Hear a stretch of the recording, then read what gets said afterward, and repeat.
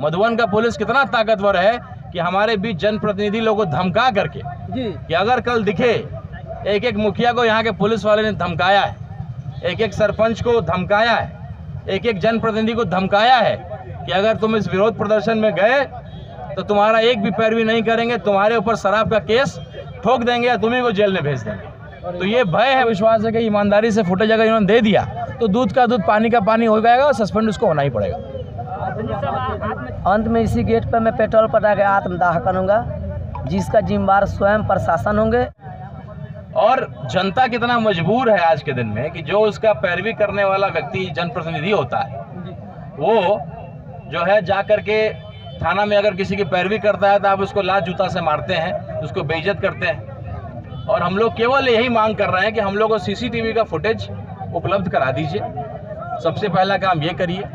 और अगर गलती अमरजीत जी से हो भी गई तो माफ़ी जा करके मांग लीजिए। लेकिन ये दौर सिनेमा का है, सिंघम स्टाइल और बड़ा बड़ा सिनेमा दबंग स्टाइल आता है, तो पुलिस वाले ऐसी फिल्मों को देख कर थोड़ा सा भटक गए, तो ईगो जो है उनका बहुत बड़ा हो गया है, उनको ईगो हर्ट हो गया, वो माफ़ी नहीं मांग पाए। मैंने एक मौका दिया था, ये घटना 15 तारीख की है, 15 फरवरी की घटना है और हम लोग पढ़े लिखे लोग हैं। हम लोगों ने नियम से एसपी से लेकर के डीएसपी से लेकर के डीआईजी से लेकर के एक एक आईजी साहब को लेकर के लिखा पत्र, लेकिन चूंकि मामला प्रशासन का है, गलती प्रशासन का है, तो कैसे वो लोग कार्रवाई करता।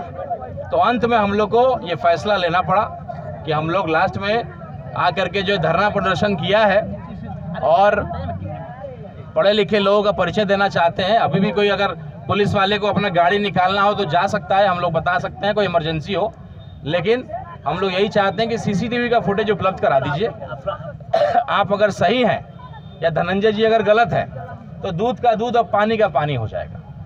दूसरा जो हम लोगों ने एक आह्वान किया था कि देखिए पुलिस वाला कितना ताकतवर है, मधुबन का पुलिस कितना ताकतवर है कि हमारे बीच जनप्रतिनिधि लोगों को धमका करके कि अगर कल दिखे एक एक मुखिया को यहाँ के पुलिस वाले ने धमकाया है, एक एक सरपंच को धमकाया है, एक एक जनप्रतिनिधि को धमकाया है कि अगर तुम इस विरोध प्रदर्शन में गए तो तुम्हारा एक भी पैरवी नहीं करेंगे, तुम्हारे ऊपर शराब का केस ठोक देंगे या तुम्ही को जेल में भेज देंगे। तो ये भय है मधुबन थाना का। और मैं उनको याद दिलाना चाहता हूँ, ये जो नए पदाधिकारी आए होंगे, नए पुलिस अफसर आए होंगे, ये मधुबन की धरती है, ये सीताराम बाबू की धरती है। ये अगर इतिहास नहीं मालूम है तो पता कर लीजिए। इतिहास आइए रईस भाई, अगर किसी को इतिहास नहीं मालूम हो यहाँ की धरती का तो जरा पता कर लीजिए। हम लोग नासिर हुसैन साहब जो आपके थाना के थे उनका सम्मान भी करते हैं, उनके नाम से हम लोगों ने मुशायरा भी करवाया। अगर आप अच्छा करिएगा तो माला भी पहनाएंगे, अगर आप गलत करिएगा तो ये मधुबन की धरती है।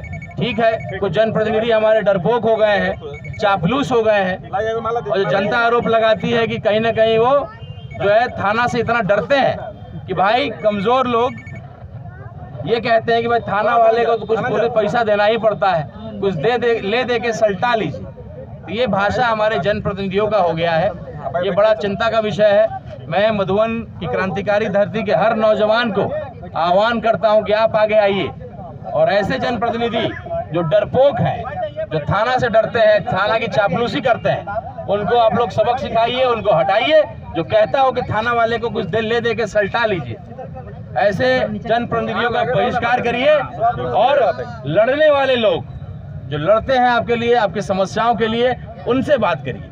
आज कुछ वार्ड मेंबर, आज जो जियो टैगिंग का काम चल रहा है प्रधानमंत्री आवास योजना में, बिना पैसा के आवास योजना का टैगिंग नहीं हो रहा है।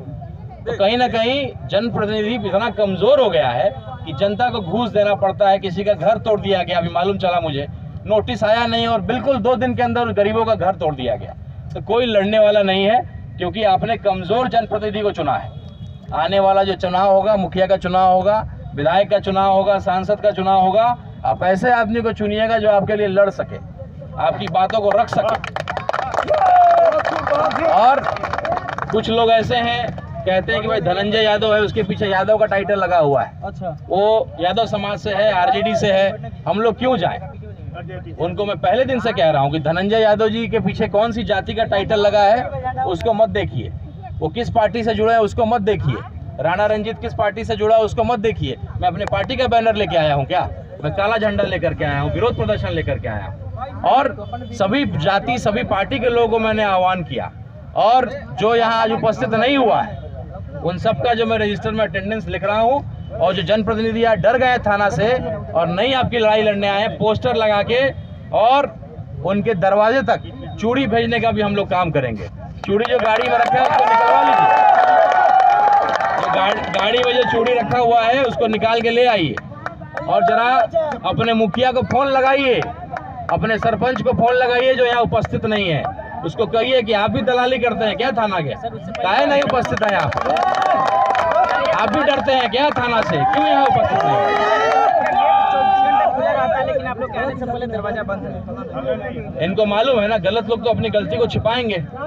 आप सीसीटीवी का फुटेज दीजिए ना, खाली दूध का दूध और पानी का पानी हो जाएगा। प्रशासन जनता से डर रही है, स्वाभाविक है, आज जब हम लोगों ने हिम्मत दिखाया है तब, नहीं तो ये तो कल से धमकी दे रहे हैं, एक एक मुखिया को एक एक सरपंच को धमका करके रखा है कि यहाँ ऊपर दिख गए तो तुम लोग के खिलाफ। तो मैं शुक्रिया अदा करता हूँ अपनी माँ बहनों को, जो हमारी माताएं बहनें हैं उनको मैं प्रणाम करता हूँ, उनको धन्यवाद करता हूँ कि आप लोग उपस्थित हुए हैं, अपने भाई अपने भतीजे की लड़ाई को जो है आप लोग आगे आकर के लड़ रहे हैं। सभी माताओं को प्रणाम करता हूँ और शुक्रिया अदा करता हूँ आपका। लड़ाई कब तक रहेगी? और एक बार फिर से मैं आग्रह करता हूँ कि लड़ाई जब तक इंसाफ नहीं हो जाएगी, जब तक हमारे जनप्रतिनिधि जो डर रहे हैं उनके अंदर हिम्मत नहीं फूंक देंगे।